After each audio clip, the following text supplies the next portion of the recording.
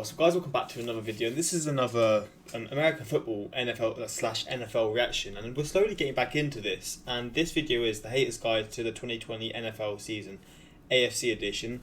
I see in the suggested there's the NFC edition, so maybe I'll do that one tomorrow or like a few days after if this goes down well. But yeah, I am slowly getting back into like sort of American football reactions. And where else to start than Urinating Tree? Like, I really enjoy his channel. He's got a good sort of sense of humour, I guess you could say, and he's actually got good knowledge as well. Like, he mixes the two together pretty well.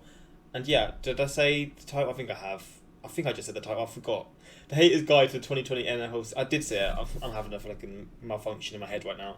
But let's check this out and see who sort of the favourites are, etc., and who the sort of the meme teams are, like how he puts it.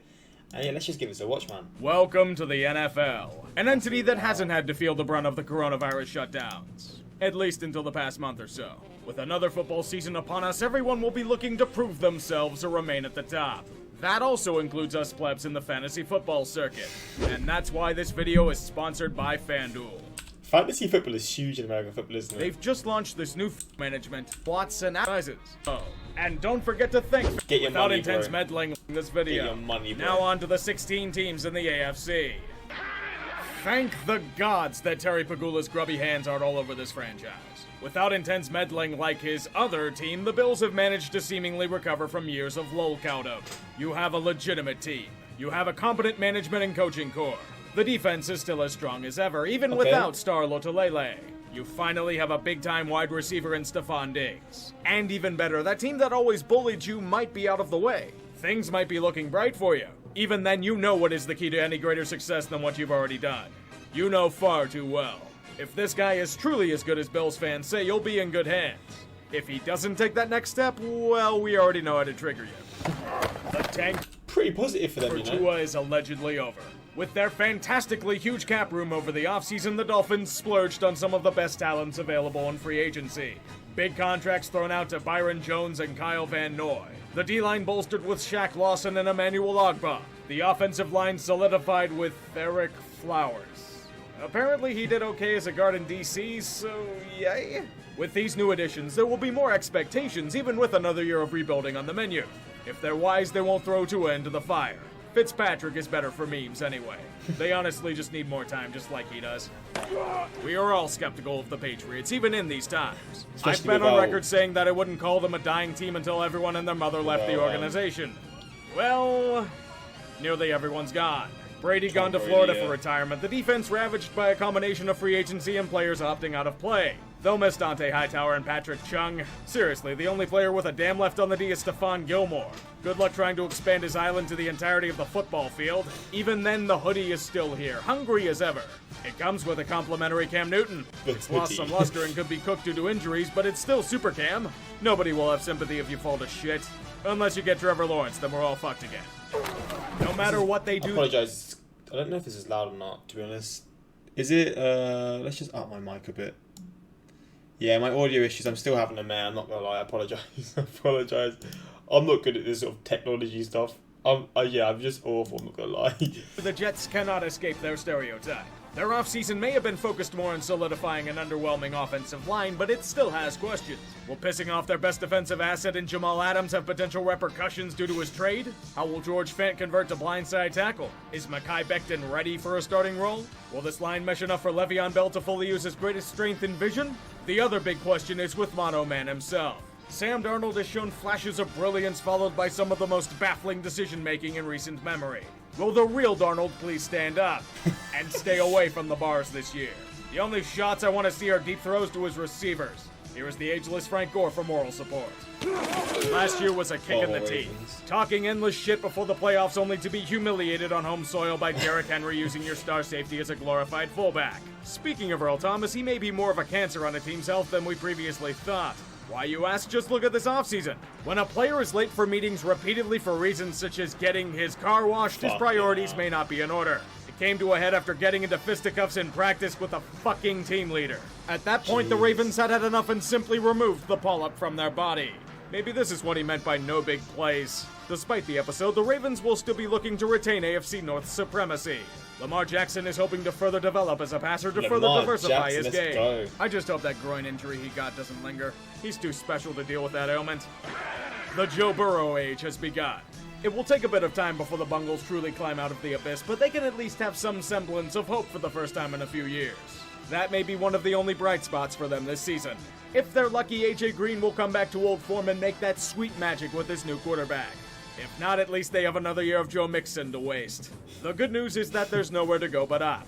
I would get started on that soon, though. Something about past stretches of being in the basement for a long time. Perhaps having no expectations this year will help. Last year was enough said. This time, the Browns chose to go back to the analytical approach that they chose to blow up several years earlier because Jimmy Haslam is knee-jerk as all hell. This offseason, they chose to fix the non-sexy parts of the roster. Offensive line, analytically favored players, the stuff that has more substance than flash. The Browns have talent, that's never been questioned, but can they corral it? To do so, they'll need Baker to prove last year was just a sophomore slump and not the league adapting to his playstyle. As Myles Garrett becomes the most hated man in Pittsburgh, I hope they do better this season. If not, I cringe to think what Haslam will do. This team's true Super Bowl window may be over, but don't let the team and its fans know. Big Ben is coming back. He's no longer Captain Fatfuck, but the beautiful butterfly that has emerged. Did he just call him Captain Fatfuck? Are you actually shitting me? Oh, I love this channel. He's no longer Captain Fatfuck, but the beautiful butterfly that has emerged from its Yinzer cocoon. A man who has overcome the demons of alcohol and pornography. Just watch him throw a few footballs and Steeler Nation will cream itself in anticipation of floating over Cleveland for another year. Even Juju, in the final year of his contract, can smile in anticipation. The defense is still as strong as ever and looking to take names. The only thing that could stop them are themselves, they say. And then you realize that they're putting all of their faith into a 38-year-old quarterback coming off of a major elbow surgery. God damn. That usually doesn't end well, but a fool and his hope are soon parted. Yeah, that's...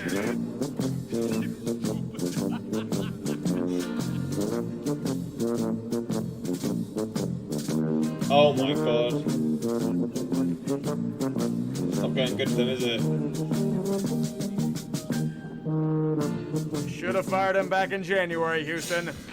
Congratulations, Indianapolis. That's just nasty, man. It doesn't even say anything. He just shows a few screenshots here and there just to sort of let his opinion know. Your team is officially pregnant. But Tree, you say, how can a non-living entity be carrying a child? Easy, it's because Phillip Rivers is now your starting quarterback. Everything around him just becomes impregnated by proxy. Its virile fertility and fuck the consequences passing style may seem like a desperate heat for a team trying to replace Andrew Luck, but that won't stop the Colts from trying. They know this is a team that only needs a quarterback to realize their true potential. Maybe an elite running back as well, but QB first and foremost. They didn't bring in DeForest Buckner and give him a lot of cash for nothing, you know? In the end, there are two words Indianapolis doesn't want to hear regarding their team. What if? Every bit of good that Jacksonville once had 2 years ago is all but gone. Jaguars. Now comes a withered husk of a team that could have been but never was. There will be some good memes due to Gardner Minshew, but what else is there?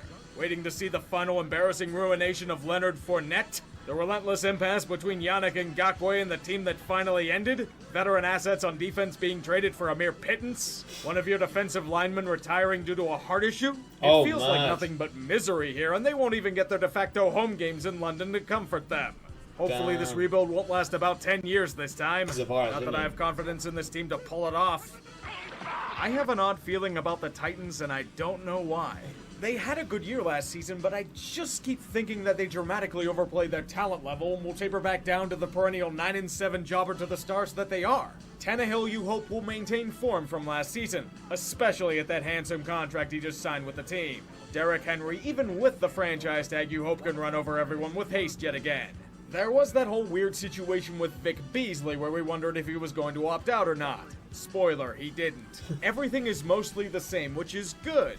But I still can't shake my previous feelings. Is it because I'm just getting stuck on narratives? Hopefully?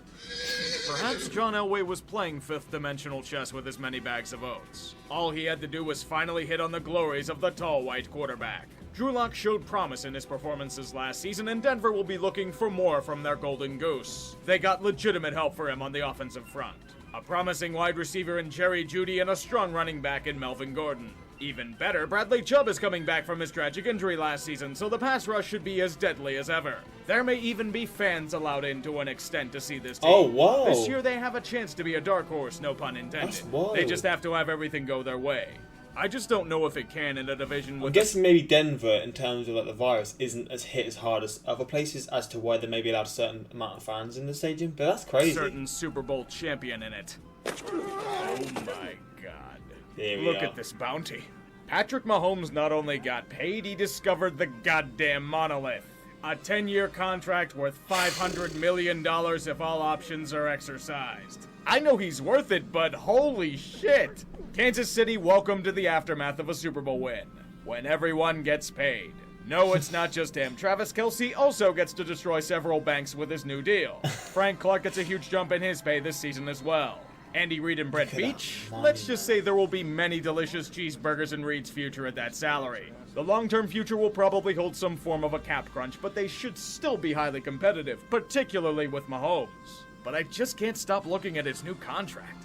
Holy shit. Welcome to Sin City, a land that's been economically compromised due to COVID, but the Raiders seek their fortune here regardless. It's a team still trying to build into something competitive, even though there are still questions regarding Derek Carr's long-term future here. Once again, though, the issue in the black hole is going to be team defense. They had massive issues there last season, and there are plenty of new pieces brought in to try and stem the tide. I'm looking forward to Corey Littleton on this defense, but the rest are hopes and prayers. Maybe Max Crosby keeps up his performance, maybe not. Maybe more draft picks pan out. I'm sorry, yeah? I'm getting the wrong idea. They look like something that I probably shouldn't think of right now. What is that? Maybe Max Crosby keeps up his performance, maybe not. Maybe more draft picks pan out, maybe not. That is the question.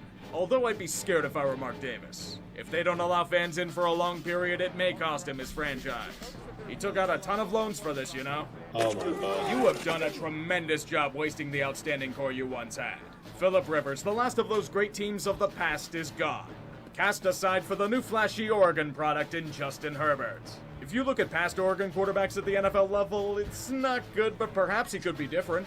At least they better hope so, since this is more than likely going to be a rebuilding year for the Chargers. People may bitch about the lack of fans at games this season, but it's going to benefit them, honestly. They won't have to deal with a glut of opposing fans every single game. Yep, that's going to be the butt of every joke this season.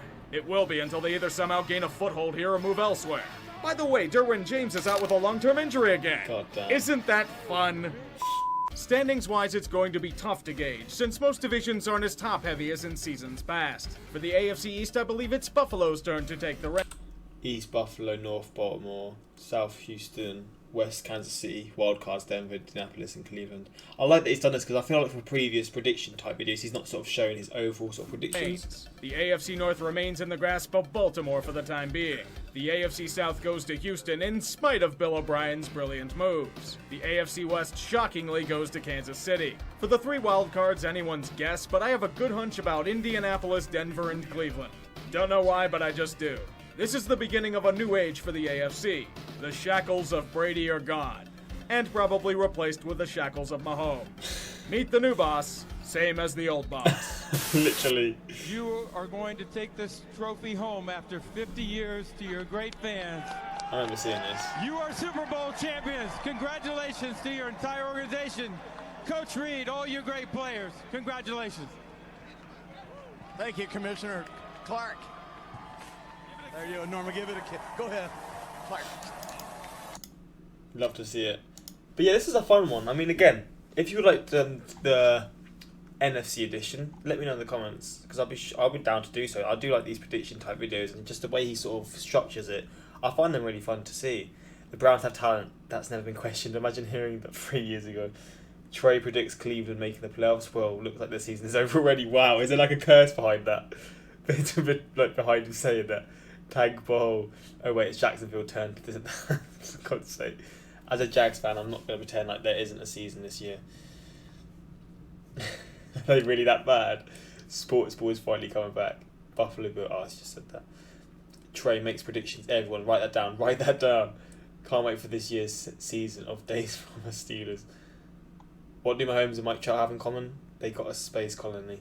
For fuck's sake. They are both elite talents in their own sport. That's the truth, man. Where would Mahomes rank in the best players in the league currently? Would he be ranked number one? Because if he is, at his age, absurd. I mean, I feel like he probably would be because he's just got everything. He's got such an insane career ahead of him, man. Bill O'Brien trades Deshaun Watson for the Jets and for Lamar Jackson, a different Lamar Jackson. The crazy thing about that Mahomes deal, yeah, is the fact that in 10 years' time, or like 8 years' time, he's probably going to be earning like nowhere near like what the highest like amount of money people are earning at that point is. It's just crazy how sort of the inflation in sports is like, and how much like in 10 years' time the money being pumped into, let's say, American football or the NBA will be like 2 times, 3 times as much as it is now. This Mahomes deal will just sort of be the average deal. Maybe not the average because it is just a crazy sum, but like there will be higher deals for sure, man. Like it's just crazy how that happens in like sport inflation, etc. But it just goes to show like sort of the want and the love for the sport is going up. So I mean, it's completely fair. Like I'm not like one of those people that's like, oh, they earn too much. They earn the money that they get because they're so good at the sports they do, man. But yeah, the predictions are interesting. Like, what are your guys' thoughts on this? Do you agree with the things he's saying? And yeah, man, like I'm interested to see like what your guys' opinions are on this. And like I said, I will definitely do part 2 if you guys want it. And yeah, say man, until next time, like, subscribe, peace.